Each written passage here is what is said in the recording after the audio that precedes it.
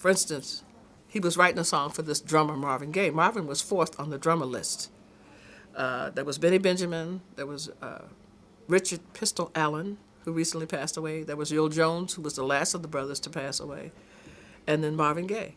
Marvin played full set of drums. In fact, he traveled with Smokey Robinson and the Miracles for a while on the road as a road drummer. He was shy. Harvey Fuqua brought him there. He was a singer when he came, but he worked his way as a musician as well. There were 3 producers at Motown who could actually play all the instruments and do all the singing and produce and write all their songs. There was Smokey Robinson, who was the first, then little Stevie Wonder, who got to be so big, and Marvin Gaye. They were the 3 artists who could play their music, and Berry respected them for that, and it shows in their music. And Marvin, was he like as much a seducer as it is said to be? Well, I saw a play, and I was so upset with his sister. I had to have a meeting with her. Marvin was a shy man, from what I know. We were asked to. I was asked as A&R secretary to get some girls to sing behind Marvin on Stubborn Kind of Fella. He had recorded some songs like Sandman and a couple of ballads. He wanted to be a balladeer. He wanted to be in the same rank as Sammy Davis Jr. and Frank Sinatra and Tony Bennett. He wanted to sing ballads.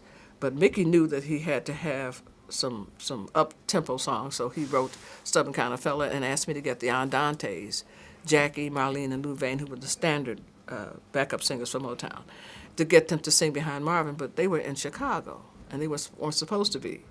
They were under contract, and they were the ones who sang behind the Four Tops. They were on 50% of my records. There are 5 girls. 2 of the Vandellas and 3 of the Andantes. Well, they weren't available, so I called the girls that I had been singing with.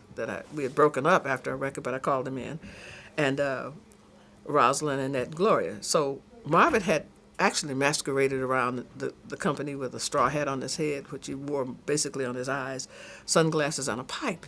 So you couldn't see how fine he was. He's a very good-looking man, very charming, and he was introverted. He didn't come out. He didn't talk very much.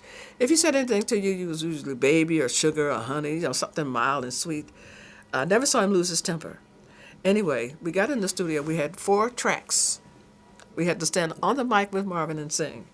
So when he took that pipe out of his mouth, those glasses off his eyes, and the hat off his head, we went doop doop doop, ow, yeah. Made that background right on the spot, and that followed. We followed that with Hitchhike, and then Pride and Joy, and then all the other girls got so jealous they wanted to sing behind Marvin. So that was the end of our love affair. But we loved Marvin Gaye, and he was so fine.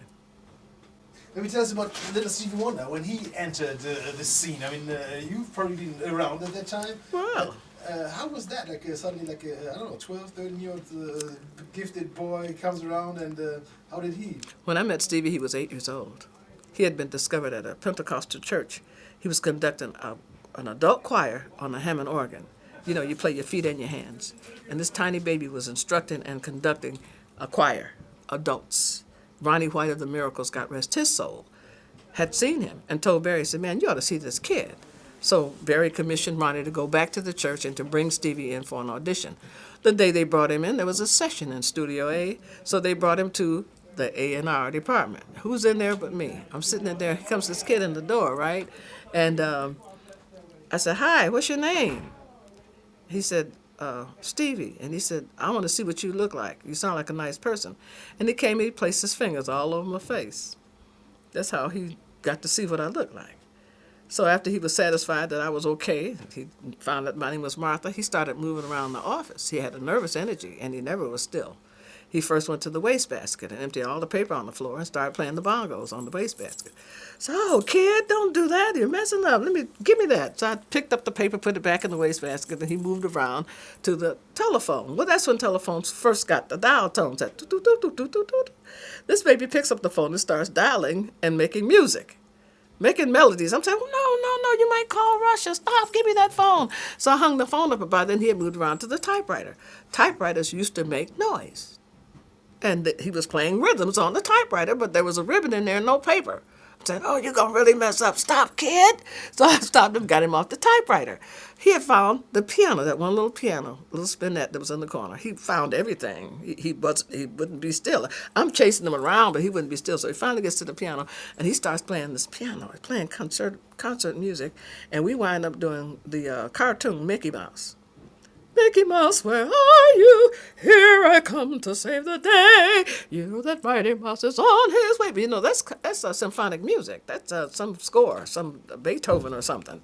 And I'm looking saying, wow, he's fantastic. By then, someone comes, I think it was Clarence Paul, who was actually his mentor at Motown, came and said, okay, the Studio A is ready. Come do your audition.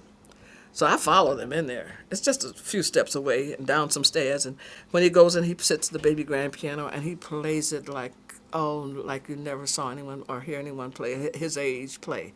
He moved from there to the full set of drums, and he played the full set of drums. He moved from there to the xylophone, and there were sticks there. He played melodies on the xylophone. I don't know if he ever played one before, but he could play anything you put in his hands.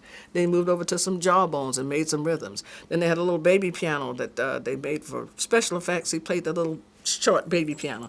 And at the end of his audition, he pulled a harmonica out of his pocket, a little short one, and started playing it. And Berry Gordy remarked, "This kid is a wonder."